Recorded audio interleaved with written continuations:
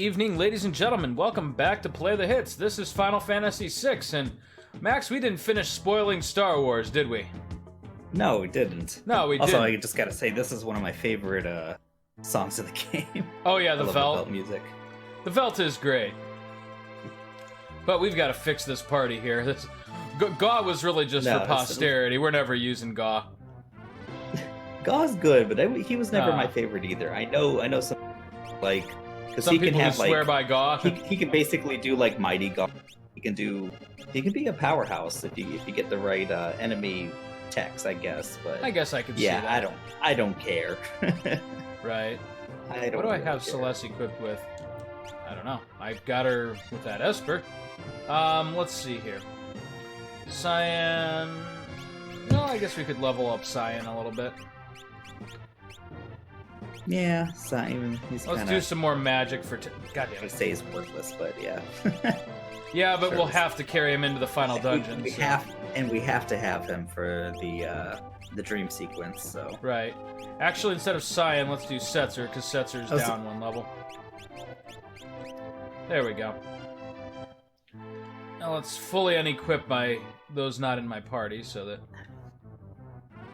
Oh, I guess I'm sure we'll have the in the description spoilers, but yeah, we're gonna be doing some more spoilers for episode 9. I was gonna say the Phantom Menace. So geez. The Phantom Menace, yes. The Phantom Menace.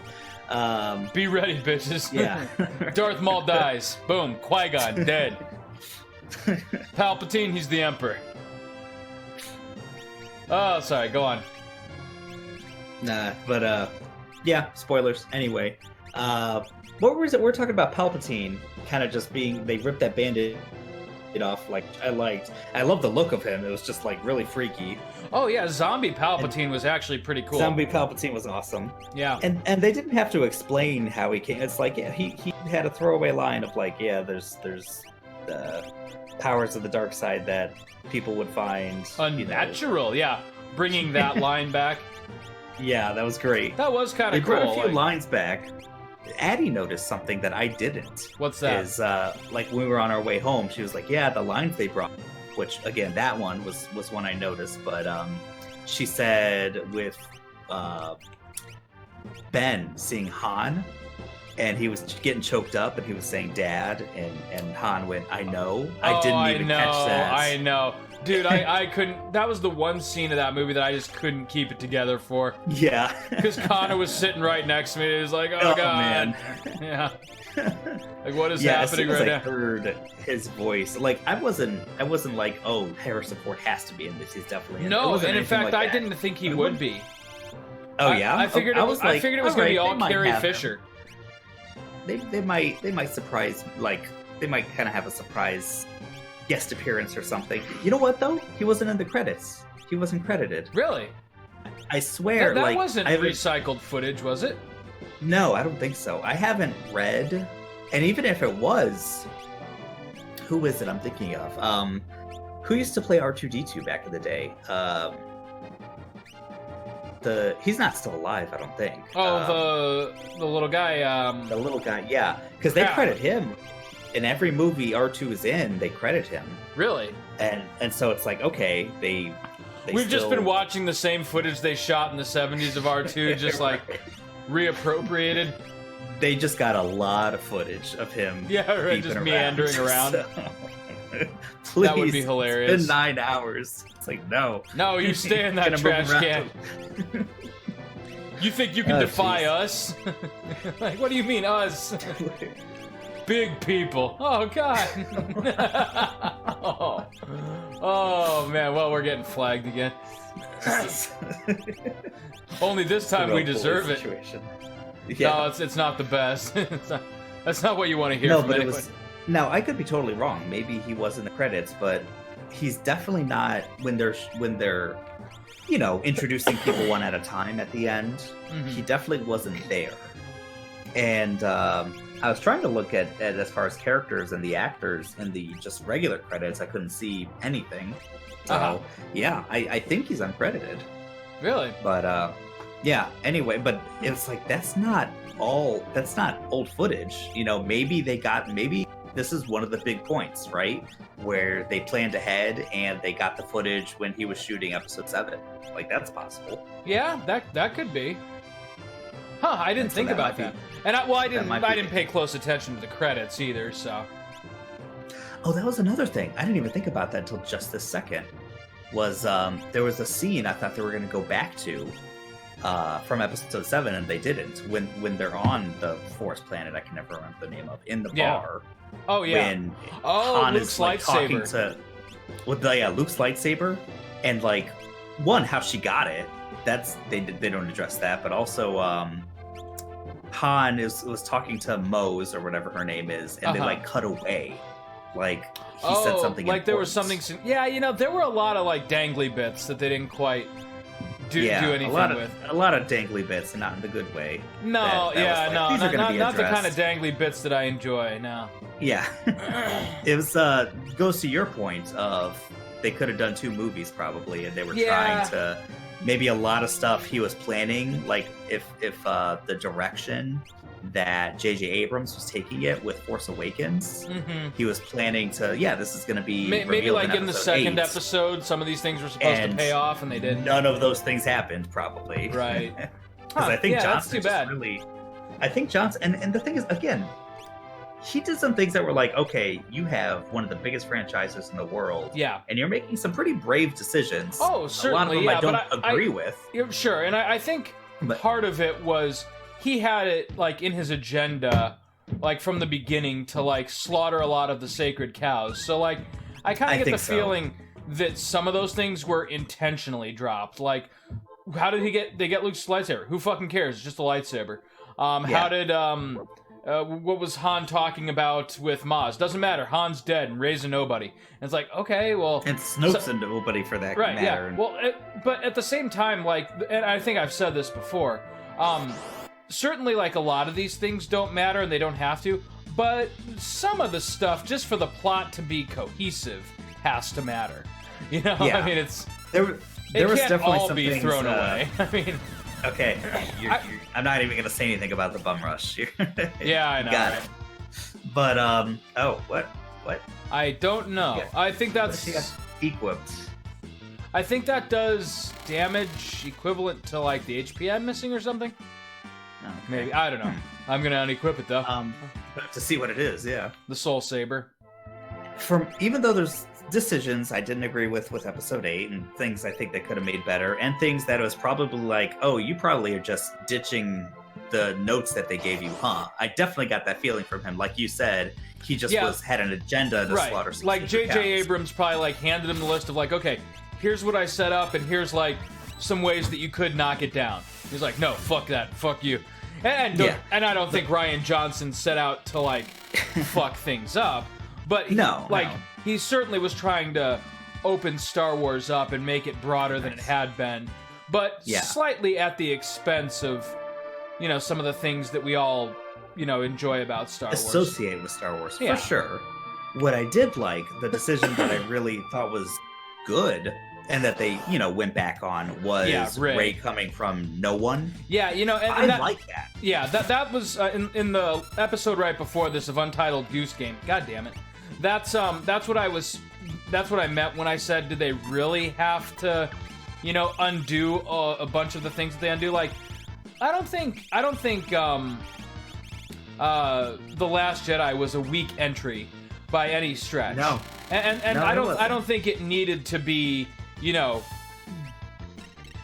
chopped up the way that they really did with The Rise of Skywalker. And this is difficult because, like I said, overall, I really did enjoy both films. They're different films. Yeah, for sure. For sure. They almost don't feel like they belong together. And I think for good reason. I think that people... 7 and 9 feel like they belong together. Like they're part of a trilogy. I mean, but 8 just sticks out like a sore thumb. And even more so now that they basically almost uncanonized major parts of it. It's kind of a weird thing. Yeah. I thought it was... They kind of tried to cover their bases like, oh no, your parents were nobodies because they chose to be nobody. But No, they still had all of the immense power and privilege that comes with being Palpatines. I mean, yeah, seriously. So, and that was just a total retcon. I mean, that was the best way they could try to explain it. Yeah, right. I never. But it was a retcon. They tried to be nobodies. It's like, that's a retcon, and that was the one I felt the most. Mm-hmm. It was like, okay, and I've seen plenty of articles that actually specifically cover this, and I agree. And we've talked about this months and months ago when we were discussing episode 8. We talked about this ad nauseum. Is that we liked it, that, or at least I liked it, that she comes from nobody, because that means anyone can be, right, really gifted, and it doesn't have to be tied to one of these families. It doesn't have to be tied to the Skywalkers. Right. That this is a big galaxy, it's a big universe, and it makes sense that would come from somewhere else. Definitely. So, well, the other. Well, go ahead. One game that we should really play on this channel sometime is The Force Unleashed, because that really kind of explored that whole idea way before Episode 7 was even a thing. Because the protagonist in that game series, Starkiller, he founded the rebellion, and even though he wasn't related to the Skywalkers or the Kenobis or anyone like that, he was just a really powerful Jedi who, gave Darth Vader a run for his money and ended up sacrificing himself to found the rebellion. And I thought that was a really cool story, and I think officially right now Disney has it decanonized, because I'm sure they would probably like to make their own movie down the road about how the rebellion was founded. Something like that, yeah. But I really like Starkiller as a character. Yeah, and I know the story. I never played the game. I've watched you play a little bit of it. But I know the story of the game, and I remember it was a big deal that they said the game was canon. Like, it was like they got the official okay from George Lucas or something, or he was working on like the script of the game or something like that. Right. And that was like a big deal. And I was like, all right, cool, and sure, why not? It's a good story. Yeah. So they've uncanonized a lot of stuff, and they've uncanonized a lot of the extended universe, although a lot of the things they ended up bringing back for the new trilogy were like, oh, Sabin, oh, those tiger fangs. Did you just get that? I got the tiger fangs. Nice. Holy crap, he's even more unstoppable. Those are the ones we were waiting on, huh? Yep. Sabin's just a god. My goodness. It's like, he's one of those people like Fang in 13, or like if you don't have him in your party doing it. Yeah, like, what are you doing? Right. You're playing incorrectly. Sorry. Yeah. Game over for you. But sorry, go on. I didn't mean to cut you off there mid-thought. Oh, no, that's fine. What the hell was I even saying? Something about Rey, something about being a nobody. Something, yeah. But well, anyway, I know that was what we liked. One of the big things we liked, and I'm not like, oh, it was the wrong decision to walk it back. I'm just a little disappointed. Like, oh man. I kind of think it was, and not that the plot of this movie doesn't work. And in fact, I think it kind of ties everything up, like, franchise-wise, in kind of a touching way, because you get the big victories, you get like the touching final scenes with Luke and Han and Leia, and there's like that whole big moment where all of the Jedi speak to Rey. That was really cool. I like that. But could that not have been done if she were maybe not Palpatine's granddaughter? If she were just like a surrogate for the audience, which is really like kind of what I thought Rian Johnson's goal was, like anyone can be a Jedi, like anyone can be Force sensitive. And before Rey is even revealed to be Palpatine's granddaughter, Finn was like trying to get out that he was Force sensitive, and I thought that was kind of gonna be the big moment at the end, was that it, like, not just Rey and not just Kylo Ren. I actually called Kylo Ren turning good from the very beginning. Like, I would have been more surprised if he didn't turn good. But I thought the final battle was going to be, like, everyone against Palpatine, but, like, it's Finn and Rey and Poe and Ben and Rose, maybe, and, like, suddenly they, like, Rey isn't strong enough by herself, so they all, like, turn the Force on Palpatine, and that's how they kill him. To kind of further strengthen the point that, like, this is for everybody. Yeah, I would have been okay with that too. Okay, first of all, two things. One, the fact just writing Rose out of the dude, all together. It's like, wow, I don't think they were being intentional, but they have to understand how that looks. Like this woman had like a whole hate group organized on the internet against her, and then they pretty much write her out of the movie. That's not. They might want to, for the DVD release, like to revisit that, shoot a few extra scenes with Kelly Marie Tran, unless this is something where she was like, you know what, I'll be in the movie. I know I want to finish this through, but please don't give me a big part. Don't give me any. I don't think so. I think it would be the opposite, if anything. Given her personality. I don't think so either. I really hope that's not the case. Because it's like letting these asshole bullies win. You know, dude. And that's kind of what I was thinking. I can't blame her if that's the case, but it sucks. I was kind of waiting for like her big, I thought it was going to be like during the final battle with, when Lando shows up. Like I figured she was going to do something really awesome and save the day, but no, she pretty much just disappears into the background. Basically, she has some lines where it's like, oh yeah, she's but really nothing smart significant with this stuff, They remind you of that a little bit, but yeah, nothing significant at all.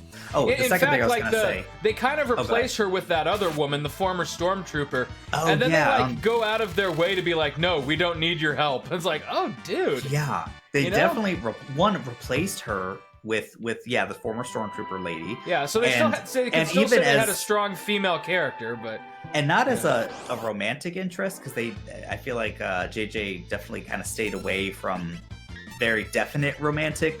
And that's another thing we have to talk about. Yeah. Oh, is that kiss? Yeah. We'll go ahead and finish your last point first. But it was just like Johnson was trying to set up like, oh yeah, Rose and Finn maybe a little bit, and he definitely not only downplayed like.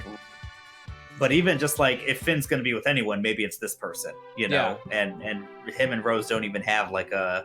It was kind of like Black Widow and Hulk in the Avengers Endgame, where it's just like there's not even a really line. Doing that. We're not even gonna have a line saying like, oh yeah, let's not do this anymore. Yeah, like, we're not gonna acknowledge it. Relationship never happened. So it's like that's annoying. That's pretty annoying. Yeah, they straight up did not acknowledge her at all. And don't get me wrong. Like if the circumstances were different, it would have been okay to not really acknowledge her very much. Like she just has a smaller role in the third movie. But the fact that hey, disconnected. It disconnected. Oh, good. You still there? Yeah, that's great. I can hear you. Cool. Anyway.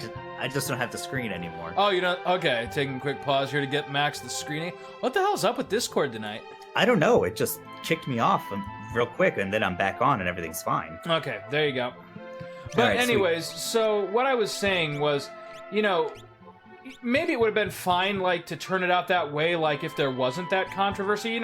Some characters just don't have as big a roles in the third movie. That's fine. Yeah. But the fact that, like, this hate group got mobilized and tried to say that, no, Star Wars is only for white supremacists and masculine men and stuff like that. Like, they really, really should have done more with her just to, say loud and clear, like, if we're going to make any statement, it's going to be that, yes, Star Wars is for everybody and fuck white supremacists.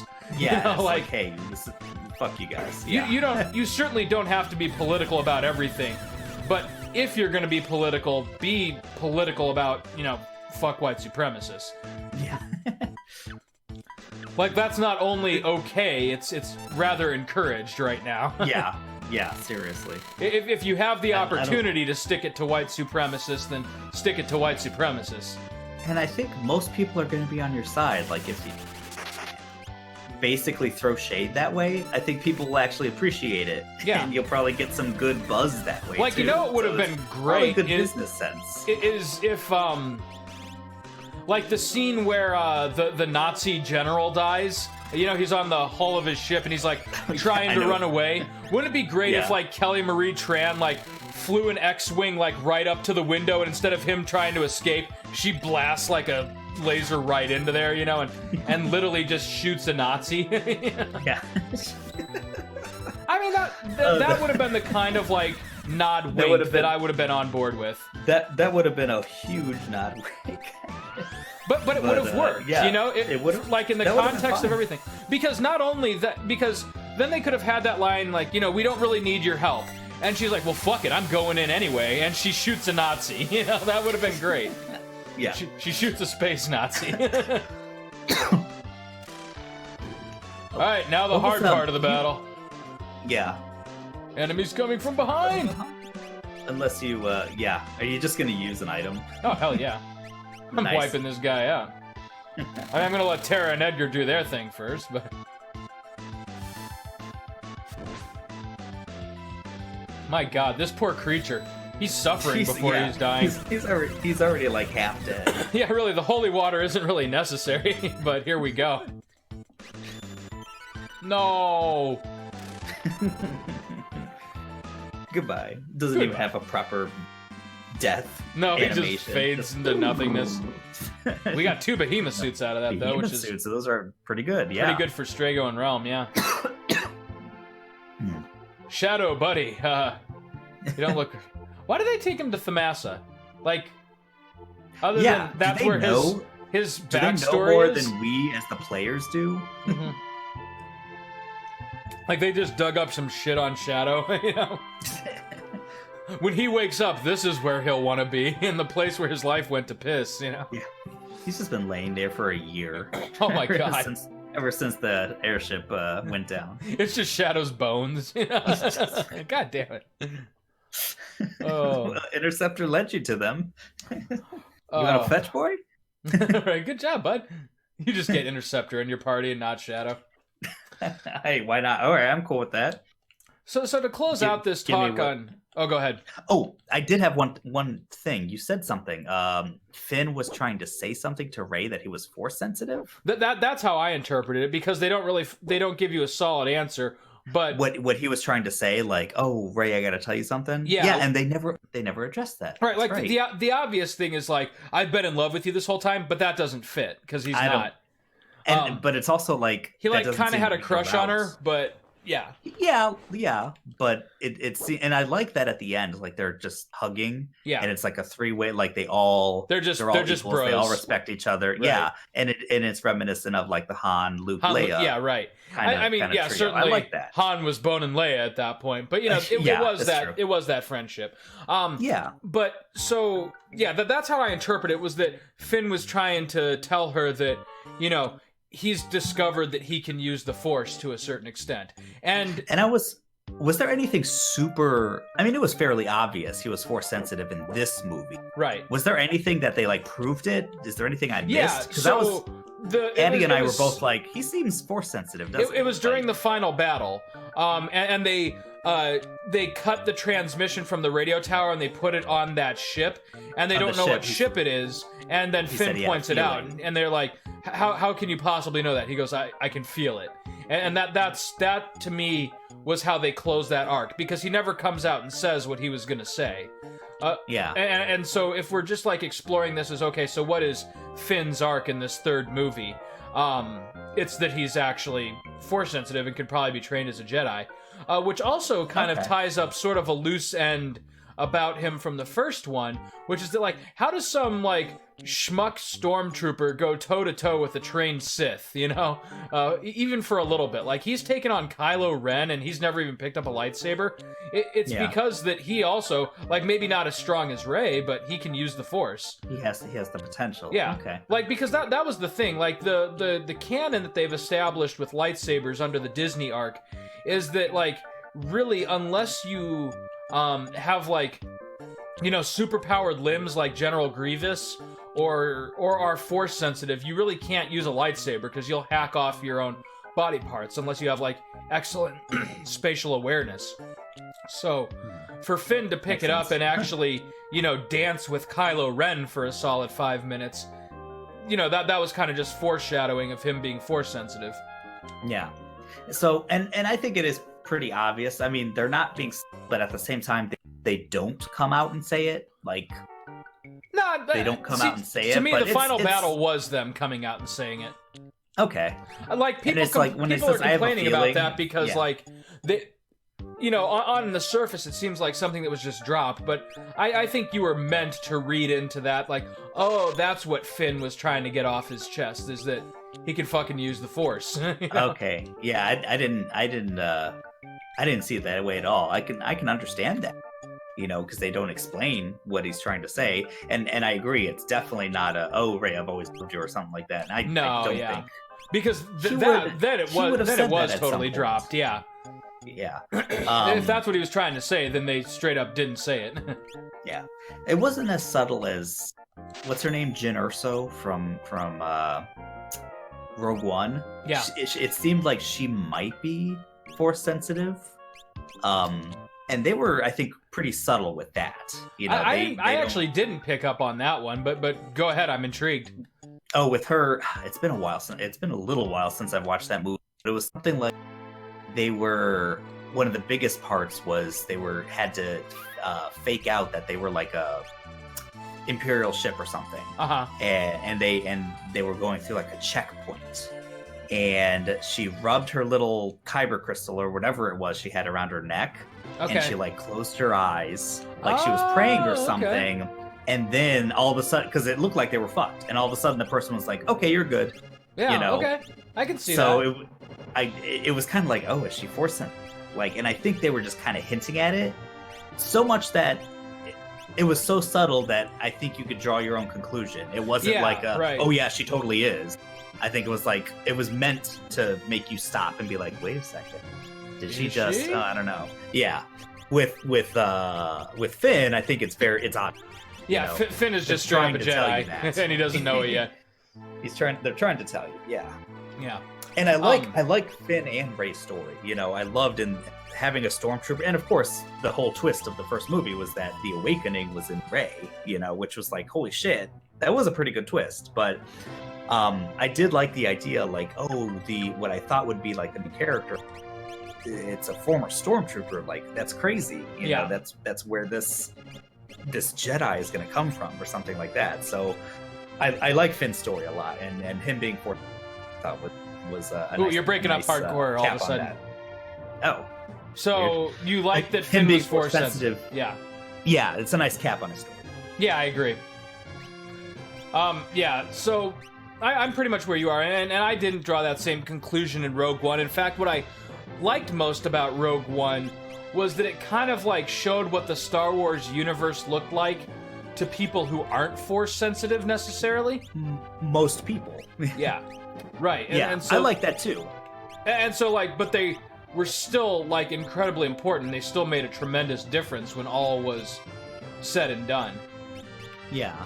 And I think the movies, and sometimes it gets first, like the prequel movies, because there's so many Jedi around, and everyone can use the Force, blah, blah, blah. The movies follow some pretty powerful people. Right. So, yeah, I like that about Rogue One, too, that it's, this is how most people are. And these people are pretty amazing themselves. Sure. But, they're not Force. They can't use the Force. This is, if everyone could use the Force, or even, if even 10% of people could use the Force, the world would be anarchy. Right. I mean, people would be murdering and stealing shit all the time. Sure, it's a crazy the Force power. is supposed to be super rare. Yeah. And you never really get that in the main movies because it's all about the exceptional few, right? Yeah, exactly. But so for that, I think the reason I enjoyed that so much was that it made the final scene with Vader all the more impactful. So I don't know if I've ever told you my thoughts on Vader. My thoughts on Vader, what makes him a great villain is that he's actually kind of inept and not very good at his job, but just because of the sheer commanding presence that he has, the black armor and being able to choke people and all that stuff, he's able to make people afraid of him, and he just kind of has this massive reputation surrounding him. And is this your true opinion, that you feel like he couldn't get things done by himself, kind of thing? Yeah, and so I was a little bit on edge about that final scene in Rogue One, where he just takes down a whole corridor of people. But the more I think about it, the more I feel like it works, because up to this point in the movie, we've only seen one other sort of kind of Force user with the blind guy, right? Yeah. And then all of a sudden Vader shows up and he just decimates everybody because he can use the Force, right? And so this is what Vader looks like against just the ground troops, and that's why he's so feared. But you put Vader against another Jedi, and, you know, he's practically a cripple. Like, he's not going to be able to hold his own as well as he otherwise would have. There we go. And so that's just kind of my thoughts, because when you look at, like, how the Jedi functioned in the original movies, they would, like, flip around and do somersaults and, like, really fast-paced combat, and Vader just wasn't capable of that. Like, not against Luke or against Obi-Wan. And in fact, Luke almost fought him to a draw in Empire Strikes Back, and he wasn't even fully trained yet. And Obi-Wan was a brittle old man, you know? Yeah. Although in the comics, I mean, there's the obvious limitations of those first movies when they came out, why the battles couldn't be, you know. Boy, we just dropped Shadow. Yeah. It seems like in the comics, they show that Vader was like super agile and fast and could jump around and everything. And I don't actually like that very much, because, like I said, the head canon that I have for Vader, I think makes him a much more interesting villain, which is that, you know, he is aware that he is a broken, like, he basically hates himself. He's a shell of what he was as Anakin Skywalker, and so to compensate for that, for those limitations, he just makes up for it by just sheer intimidation, which I think makes for a far more compelling villain than someone who's just, like, all-powerful and unstoppable until the plot requires him not to be, you know? I gotcha. Because otherwise, how would Luke have taken him down, right? Yeah, until it doesn't make sense. Right. Okay. Because you look at the lightsaber battles in, you know, the original, prequel trilogy and the Disney trilogy, and they're, you know, much more fast-paced and much more, you know, action-oriented, because they're, you know, healthy, fully functioning Jedis, you know? But Vader versus Luke, and I get it, that there were technical limitations in the 70s and 80s, which is the real reason they're slower paced. But if you're kind of trying to make everything gel and be canon, then that's kind of the reason why, is because Vader is a cripple. I mean, and Luke, you know, never received proper lightsaber training because it was Obi-Wan and Yoda who showed him how. Well, I gotta say, I mean, I disagree. Well, I mean, that's probably not the official story, but I do like the idea of just like, that's a reason for him to hate himself. Yeah.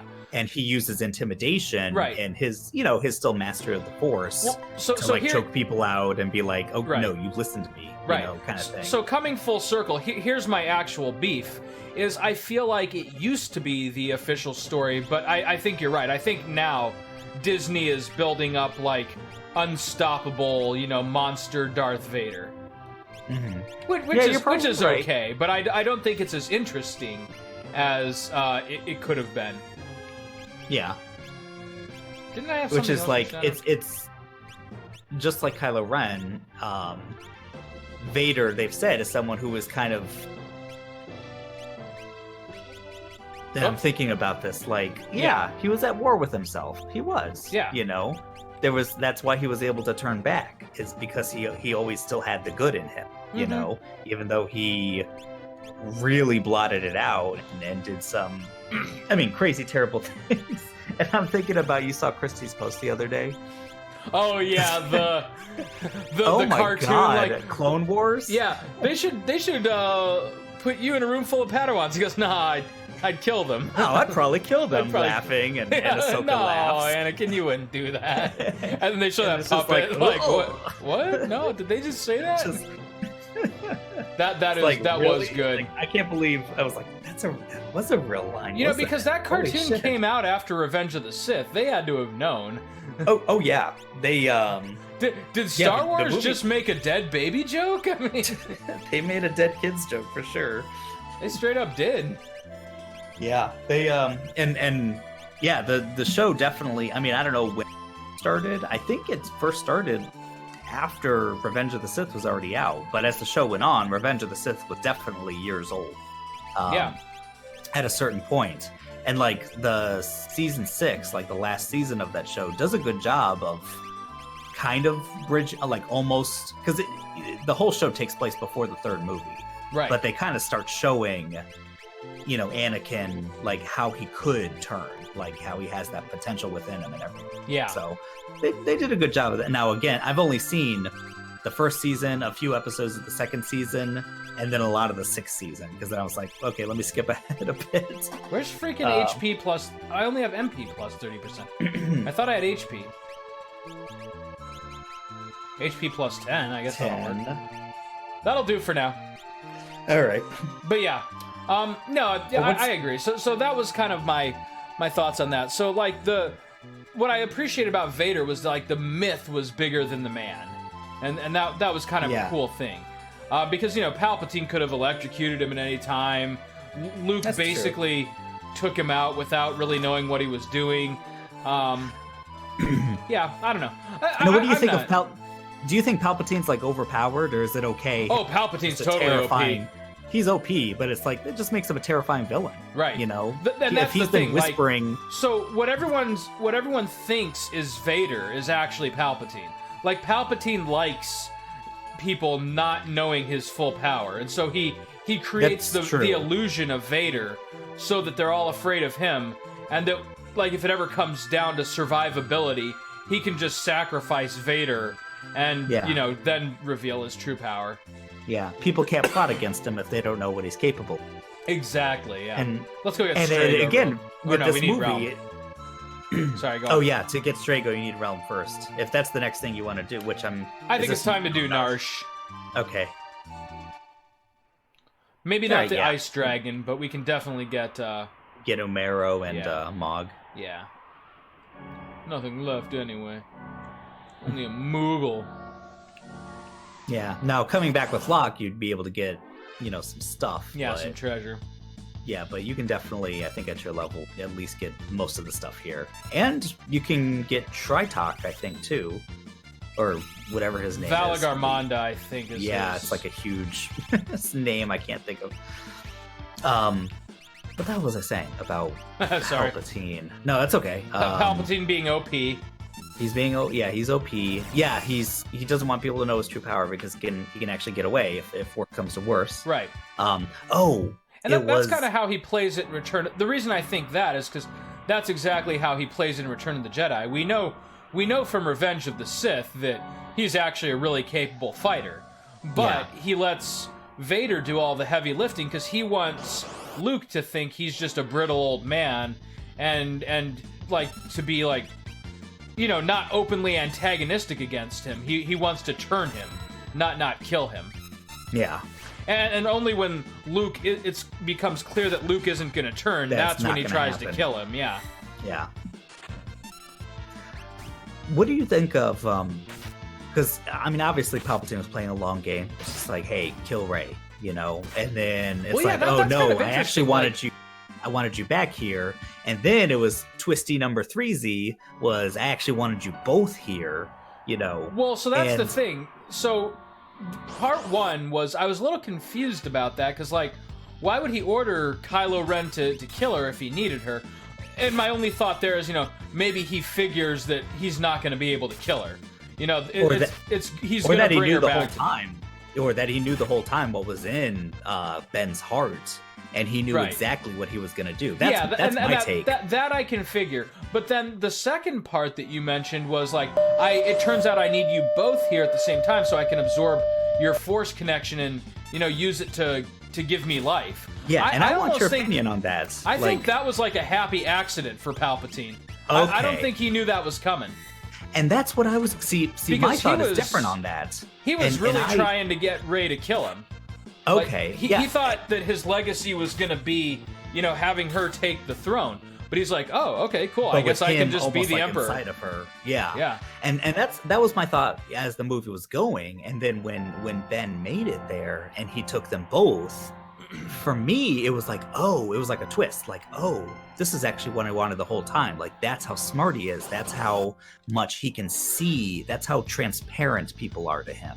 Is that he saw this from the beginning.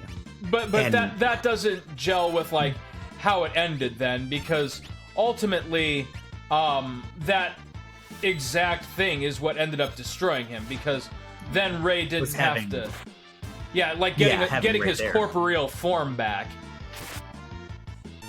Which, I mean, yes, it is what ended up destroying him, and I guess you could say almost he like tried to take was, it all, and then if that was his plan, and then Rey deflected the Force lightning on him, and he just looked like an idiot there at the end because dude, just stop using Force lightning, maybe.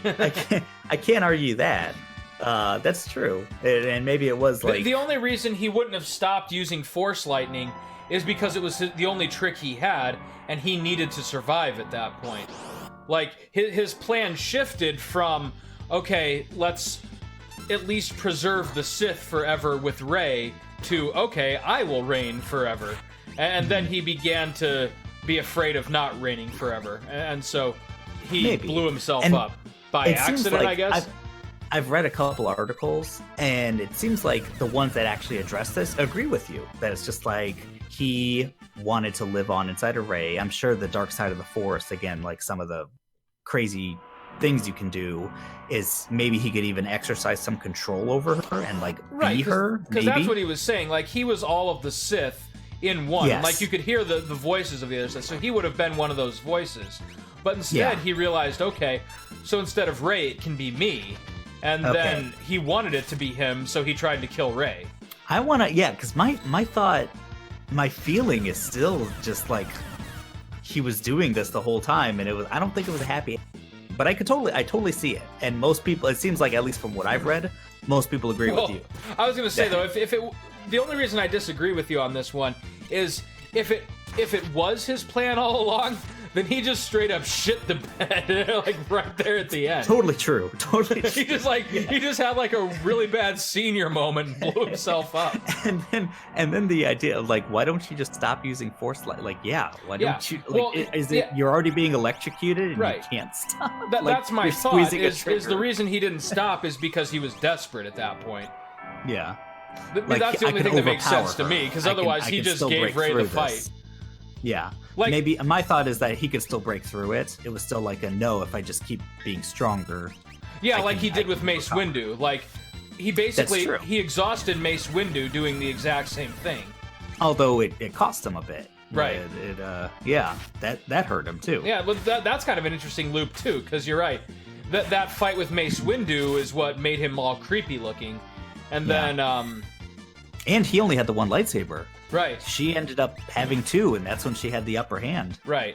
Well, so in that fight, like, Mace Windu was able to block it, but he couldn't deflect it. Yeah. Rey was able to deflect it. Because, I mean, Snoke, who's basically just Palpatine's whisper in a flesh bag. Yeah. Like, he was aware, so Palpatine's aware of the connection, like I guess they called it the Force dyad or something, between Rey and Ben, who are, there's very few Force sensitive people who can use the Force like they can in the galaxy, and they are so powerful with it, and there's so few Sith and so few Jedi left that they're able to like physically take things from each other, and something that's never been shown before. Right. Like, that's how powerful they're connected. I like that they made that a central part of the third movie's plot. Me too. I'm like glad they the elaborated lightsaber on it more. Like, the Force, I thought that was cool. The Force is so powerful that it can, like, transpose matter across distance. That's pretty cool. And I'm glad that it wasn't just pulled out of their ass from the third movie, that they actually addressed it in Last Jedi. So it seemed like it was maybe one of those overarching plot points. Hey, you do have to put this in the movie a little bit. Yeah, I kind of wonder if JJ and Ryan did have that particular conversation. Like, this is going to be like the main MacGuffin that allows them to win. Yeah, to win. The last movie. Because not only are they communicating with each other, but they can actively trade items over the Force. And all it was, I mean, I might be wrong on this, but no. Oh, wow. Oh, you might. This is good. Oh, I think I'm all right here. I definitely thought it was a dragon. What was it? Did I throw all my scrolls? I did. I think the dice, the little gold dice from the Millennium Falcon. I don't know if that was traded or something, but definitely there was a point when they were talking, and the waves on the island Rey was on with Luke were getting strong. They were cresting, and Kylo's face got wet. And it was just a little thing, but it's okay, they showed it right there in movie 8 that can happen. Right. And then yeah, I obviously, remember that. movie 9, it was when he reached out and he just boom took that necklace. I was like, holy shit! Like, damn it! I jumped in my seat a little bit. I was like, okay, oh, here we go. Okay, I guess we're doing this. Yeah. We got Celeste with you at least. I feel like if you had Celeste and Terra, you could. I'm gonna take him out. It's gonna be okay. Yeah. You got Fyra. You're fine. And you have Bum Rush. Come on. And I got Bum Rush. And you have a Flame Tongue that you can equip on Cyan, I guess? No, Cyan can only use katanas. He can only use the katanas, yeah, so I guess Celeste could use it. Celeste would be your only one that could use it. But Celeste is doing just fine without it. Yeah, with Fyra, I think you're good. And then there's Shadow. Yeah, we're gonna be okay here. You're good. This guy's a chump right now, actually. Yeah, actually, this really isn't a fair fight. I don't know why I was worried. What were we worried about? This poor dragon. I mean, it's so little. Probably only has like 10,000 HP left. Maybe not even. Yeah, if that. I'm just gonna use a regular shuriken because I got him. Okay, yeah. Oh, now this might fuck me up. Here's the move that hopefully Celeste is... We're gonna be okay here. Nope! No, we're not. Celeste is dead. Blood's dead. Shadow dead. Yeah, Cyan's gonna be your item guy. I feel like if Cyan is about to save the fight here. Look at this. He is. He's good for something. Thank you, Cyan. Don't you freeze anybody. Don't you do it. Oh. Shit. Oh, God. And she's the only one that can unfreeze you. Well, yeah. Oh, wow. There's only one way to win this fight, and that's Sabin. Kill him. Kill him. Sabin. This might do it. Use my body to keep you alive. There we go. Nice. We're fine. All right. We had Sabin. We were always fine. It just got a little intense there for a minute. Poor Shadow. Shadow kind of, when he's dead, when Shadow's unconscious, he kind of looks like he's weeping into his arm there. You know? God, I'm so useless. He just sleeps a really fucked up way. People are like, come on, Shadow, it's not that bad. Yeah, it is. I suck, guys. I always suck. Oh, man. Oh, that's 2 out of the 8 dragons. Yeah. It's not bad. Dead. Do I need Terra for this part? Shit. I actually don't think so. But here's the thing, I always have Terra in my part. So... Yeah, Terra's awesome. I'm just trying to give Celeste some equal treatment, basically. Oh, yeah. Like, if I can use Terra, I'm using Terra, but Celeste is kind of like your other lead party member that you kind of want to be beefed up. I was one in a lot of later playthroughs. I was just dumb, as I would keep my party of, 6-7 people I liked, and when I needed to raise levels on other people, obvious like Phoenix Cave and Kefka's Tower, of course. I would just take 1 or 2 out and get a bunch of experience that way really quickly. Yeah. It's just like, I'll just take these 2 people out and go around a little bit. Or I forgot to give Shadow the Genji glove. Shoot. Oh. That's the reason Shadow hasn't been performing quite the way I want him to. Well, this fight's over. And Celeste isn't getting any EXP. Do they get... Here's what I don't know, is if they get EXP when... No, not when they're zombied. It's like being KO'd. Yeah, when they're zombied, no. But I think they do when they're frozen. So I think they got experience for the Ice Dragon. Yes, that is correct. Where's Holy Water? There. That's right, I bought a bunch of those for Daryl's tomb, didn't I? For the tomb, yeah. And then they ended up giving you some. The amulet is what they gave me. Okay, what are you called in this one, friend? He is, Valagarmon. What the hell? Yeah. Disconnected again. Son of a bitch. What is going on, Discord? Yeah, I don't know. Screen share. This is about the end of the episode, too. Thank you. Okay. Yep. Now, were you saying what he's weak against? No, I was talking about like what his name was in this one. Oh. And I still didn't give Shadow the damn... Fuck. It's okay, we got Fuma shurikens. These things are expensive, though. Actually, no, you can buy No, they're them. not too bad. They're only 500 a pop. Wait, what? I thought they were 1,000 for Fumas? Yeah. Dude, get like 99 of them. Right? That's his attack. Yeah, that's just how Shadow attacks in the final Fuma fight. shurikens are good for the rest of the game. Oh, yeah. Like, Kefka's Tower, they're great. Yeah, Fuma's are awesome. Thank God I'm being more consistent on the bum rushes in this episode. Yeah, have you missed one? I've missed a few, but not as bad as last episode. I haven't even noticed. My mojo's back. Yeah, I don't know what the hell was going on. You sucked. I couldn't get it up, baby. Did you? Actually, that's the description that I left in the last episode. Yeah. Chris can't perform quite like he used to. Let's use these regular shurikens since this fight is not much danger. I mean, I know you're beefed up at this point, but now that this thing's going all out, it's like, wow, he sure is a chump. Like, shoot, really... Celeste doesn't know just fire by itself. She only knows Fyra, which may very well kill all right, Sabin. So Sabin's just gonna have to thaw out on his own.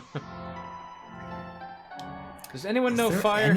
Is there any other way to... Oh, Cyan knows fire. Okay. Nope, god damn it, Cyan, no! Cyan, this is not your strong suit, buddy. Actually, that wasn't so bad. Shadow knows fire.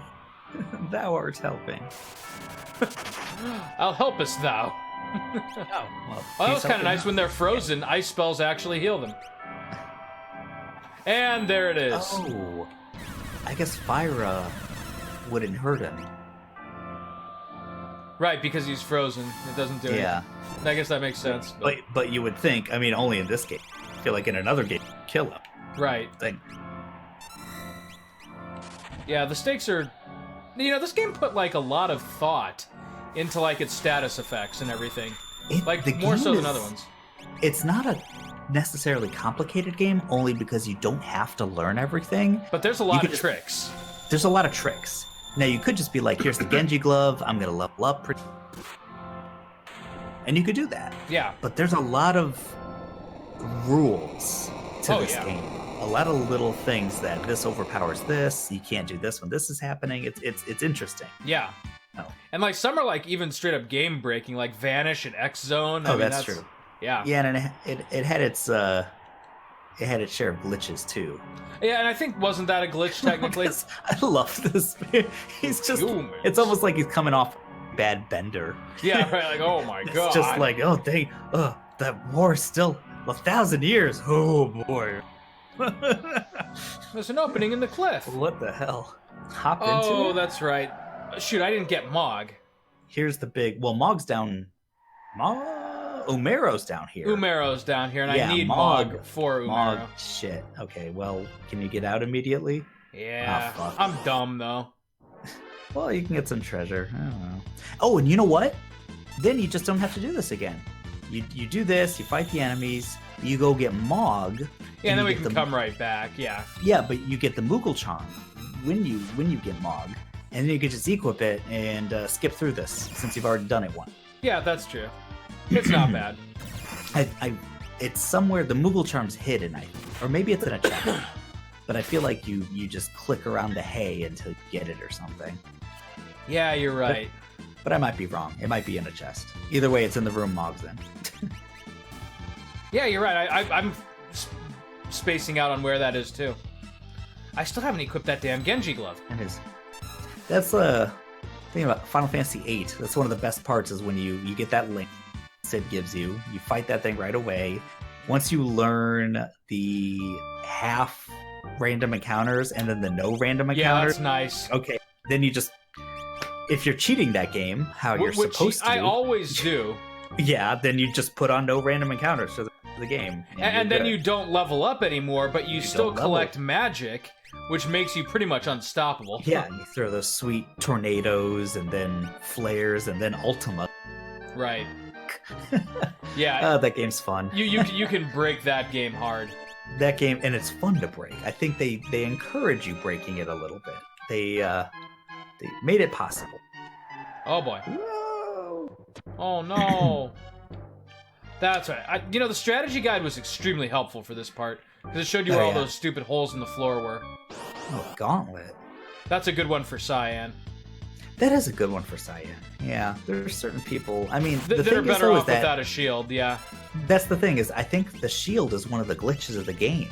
Is that it's tied to like the wrong stat at some point, or it's multiplied by the wrong stat, and so people shield a lot more than they're supposed to in this game, which is like, okay, cool. So shields are a little OP. Yeah, they can be, but by that same token, like it's got. Damn it, that didn't cure him. It's kind of a nice trade-off because, you know, even though you're not evading everything, you're still your attack power is essentially doubled. Yeah, and it's also, despite the glitches, one, I think a lot of the glitches worked out to just be like, hey, this works, you know? Yeah, right. And yeah, the game still just works really well. Oh god, Shadow, no. I mean, they don't have anything like, I think FF7 has the glitch of blind doesn't do anything to you. That's, and so, well, no, actually, it doesn't matter. I'm not sure. No, I think 7 blind does what it's supposed to. I think you might be thinking of 8. There is, because Squall has perfect accuracy, blind doesn't work on him. Okay, but that's actually intentional. Like, that's supposed to be Squall's thing. He's so skilled that he has perfect accuracy from the beginning. I didn't know that. Yeah, his accuracy starts at 255. 255? Oh, yeah, that's cool. And never moves. Yeah. Oh, before we get completely off topic, last thing about Star Wars, Reylo. How did you feel about how they resolved that? Oh, yeah, that's right. You know what? I was okay. Well, this is me being biased, so people who are like, oh, I fucking hate that, like, okay, I totally see where you're coming from. One, I just kind of shipped them since episode, well, especially since episode 8. Episode 7, it's like, okay, he's a villain. Yeah. You know, episode 8, it's like, ooh, come on, I want them to fuck. See, I was the opposite. Like, for that, it's not that I disliked the idea of it. It was more like, I kind of saw their, relationship almost as that of, like, kind of rival students, you know? Like, yeah, there was certainly some sexual tension there, especially, like, when they teamed up for a little bit in episode 8. Yeah. But I think, like, for both of them, the goal was to turn one another, right? Yes. Like, they both wanted to be, like, the one to save the other. And you're right, that does naturally make some, like, sexual tension. And that's, you're right, it was, like, he did kind of want to save Rey in a way, even though it was to the dark side. Right. It wasn't to the because Sith. he didn't view the dark side as evil. He viewed the dark side as, you know, just an alternate way of thinking. To further your power. Right. It was like what free-thinking Jedi should do, right? He was all about fuck the Jedi, fuck the Sith. Yeah, right. Screw it all. This is a tool. Yes. Basically. And so he was trying to open, like, even at the ending of episode 7, right, when they were having their lightsaber fight, he offered to teach her. And, yeah, so that was kind of how I always viewed that relationship. Like, if they had set it up, maybe, as being a little bit more romantic, yeah. I almost felt like the actual kiss came out of nowhere. See, I feel like it didn't come out of nowhere for me, but I don't think... You could say, oh, there was set up in episode 8, but I don't think Johnson was setting it up that way. Which is why for me it felt a little more out of the blue. For me, I think Abrams was starting to set that up from the beginning of the movie, where he was like, you wanted to take my hand, didn't you? Like Kylo is telling Rey that. She's like, yes, yeah, I want to take Ben's hand. Yeah, that's exactly true. Because she sensed Ben, and so you look back at episode 8, it's like, oh, even if Johnson wasn't trying to do that and put that relationship there, I think J.J. Abrams was smart and was like, oh, I'm gonna phrase it this way, so when people look back at episode 8, they're like, yeah, Rey, because she was trying to turn him and because she was saying, oh, I've seen your future, you know, I've seen that you're gonna turn. Right. And so people would believe it very easily. You really want to take Ben's hand, you know? Yeah. So the starting to set it up in episode 9 at least, where it's like, yeah, I want to take. She sensed Ben there. Sure. And, and you could read into that and be like, she wanted to take his hand because she senses this soul. She senses Ben, and she likes Ben. You know, it's like, okay, I can see that. I ship it, and also Yeah. for me with my bias. So, which one is this? Is this the one that you can jump with? The Black Raven? No, that's the one you get from the beach. Yeah, I think you're right. Which one is this? I forget which summon this is. But yeah, so now here's the other part of that though.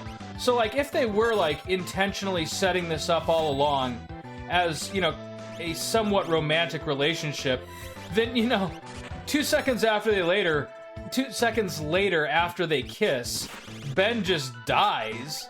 Yeah. And then Rey just kind of fucking moves on right away, you know? Yeah, and I mean, I get it. He died a hero, which is good. I didn't see it as weird either.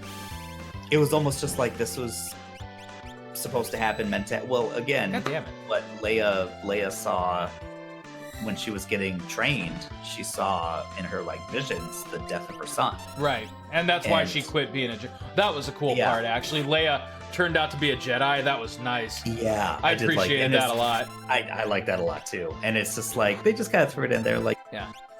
I mean, yeah, there was some like cheesy like CG on their faces again, but I don't really care all that much. Yeah. It didn't suck me out of the movie. It didn't. I didn't think it looked bad. Now, here's the thing. Her at the end of Rogue One... That looked a little weird, yeah. Total uncanny valley. It looked really weird to me. I did not like it. I think this one was better because it was like a real brief flash, and they had like the rain effect to kind of obscure it. But it was brief. It was dark. There was unnatural lighting effects from a lightsaber. Yeah. Like a beam sword from another galaxy. You can kind of afford to look more like a video game character in that instance, yeah. A little bit. And it was like, yeah, you could tell it's like always. Like even video games today, they always look best like when it's dark and rainy, and they can like show off the lighting effects, you know? That's true. So yeah, you need. He's just gonna sit there and sulk. Yeah, he's just pissed about how that fight went down. But yeah, again, and I've read that it's like, oh, it really took me. Why did they have to take their masks off? Yeah, I agree with you. It did not take me out of the movie. No, I was like, oh. I liked that. I mean, is it possible that people are just a little too invested in critiquing these children's adventure movies? I mean, I love Star Wars a lot, but you know, they don't have to be perfect films. In fact, I've never really considered them perfect films. I've just considered them enjoyable adventures, you know? Yeah. And that's what Star Wars is to me. Like, it's not like if I'm emotionally invested in any movie, it's like, you know, The Godfather or something. But like Star Wars, I just like they're fun films. And that's always been the spirit of, especially the original. But all of them feel it. You're breaking up again. Oh damn it! Well, at this point, I don't think there's anything except for the internet. Yeah. So. That's the spirit of the movies when they're at their best. It's just the romance of like a nice adventure. It's a space opera, you could say, but it's like it's the adventure of, you know. And A New Hope really gets that of, yeah, we're gonna go in and there's all these crazy things happening. Oh, we're gonna dress up as these guys once we knock them out. And, this is gonna work, and it did. You know, it's great. Right. It's wonderful. And it has its serious bits and stuff, but I think like the fact that people are like picking these films apart like they're the fucking Mona Lisa is evidence of the fact that, you know, sometimes fandoms are like cancerous to the franchises that they claim to love, you know, because you know, like not everything has to be high art, you know. Sometimes it can just be a fun popcorn flick, which to me that's what Star Wars is about. They're fun movies. And I'm going out to save because this has to be the end of the episode. Okay. This is something I noticed with older fan scenes. This is just my personal experience. But a lot of times it's like older, like really old Star Wars fans that they're just like, no, this isn't okay. This is not how this goes against the original movies. Yeah, that's not how I remembered it. Or like they ended up having like the kiss between the two women. Like right there at the end. And people had problems with that. It's like, fuck you. It's like, and it's old. It's usually older fans. It's older people. And never mind that it was actually a tribute to Watchmen, which was a tribute to, you know, that real kiss that happened at the end of World War II. World War II, yeah. Yeah, I mean, if anything, it's just calling to mind like a proud moment in American history for a new generation, you know. It's a pop culture thing for sure. Right. The war's over, and like you're in this like passionate moment, and it just happens. Yeah, some people they have a problem with something. Yeah. No, there can't be lesbians in my space fantasy about wizards with lightsabers. And yeah, they also said they can't have underwear. Men can't have space. Like that comment really aged well. Like, who the hell gives a shit? Again, it's like I said, I think we're investing a little too much of ourselves in these fun adventure movies. It's you want the rules to make sense in the universe itself, but you gotta suspend your disbelief a little bit. Yeah, right. Like, exactly. If it's not fun, then why are you watching it? Like, if you can't enjoy Star Wars unless it conforms to your political bias, then maybe you're watching Star Wars for the wrong reason. Yeah. Anyway, we've thoroughly spoiled this movie, so I'm gonna have to give 2 spoiler warnings now for Goose Game and this one, but. All right. Yeah, this has been fun, and I guess the next time we play, it'll be after Christmas, so yeah. I'm thinking so. And we'll have a whole new project. All right, dude. Well, you have a good Christmas. Yeah, you do the same. You'll be busy, but you're good at what you do. I have to send your Christmas present, by the way. Whoops. Oh, yeah, me too. I have your Christmas presents under the tree. Yeah, I have yours right there on my Amazon list, so... All right, buddy. Well, hey, we'll see you next time. All right, man. See you soon. Later.